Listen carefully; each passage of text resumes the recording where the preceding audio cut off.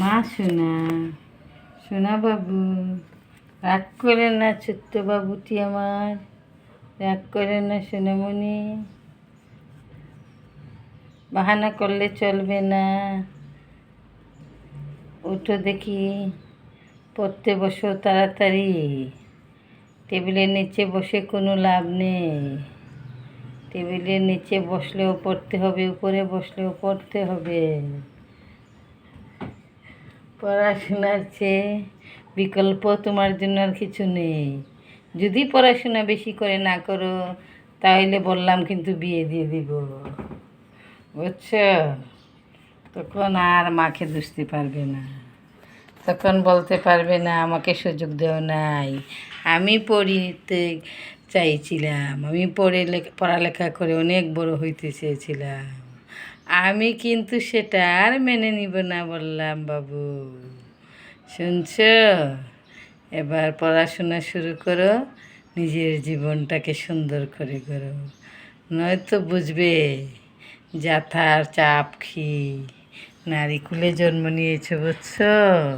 তখন সবাই বলবে মেয়েরা তো কাজের জন্যই মেয়েদের জীবন, আর লেখাপড়া করে যখন প্রতিষ্ঠিত হবে তখন বলবে না না, মেয়েরা তো সম্মানের জিনিস, ওদেরকে সম্মান করতে হয়, ওরা মায়ের জাতি, ওরা বোনের জাতি। নাহলে বলবে ওরা তো কাজের মানুষ, বুঝছো?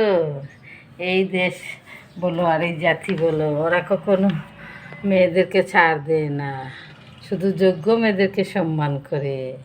তুমি যোগ্য হতে হবে, তা তোমাকে অনেক বড় হতে হবে, লেখাপড়া শিখে মা বাবার মুখ উজ্জ্বল করতে হবে, মানুষের মতো মানুষ হতে হবে।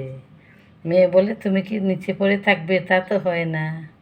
তুমি তো আমার মেয়ে নয়, তুমি আমার সন্তান। আমি তোমাকে মেয়ে ভাবি না, আমি তোমাকে আমার সন্তান ভাবি, বুঝছো মা?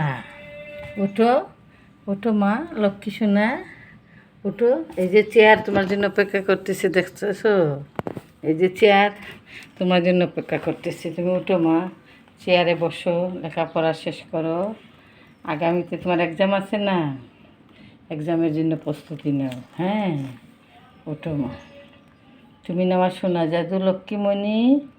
উঠো সোনা পাখি, উঠো, উঠো। পড়ালেখার কথা বলে শুধু চুলকানি বেড়ে যায় না, এটা তো তোমার একটা ব্যাড হ্যাবিট। উঠো মা, উঠো, উঠে পড়তে বসো। লেখাপড়া শেষ করে তারপরে না একটু জিরিয়ে নিও।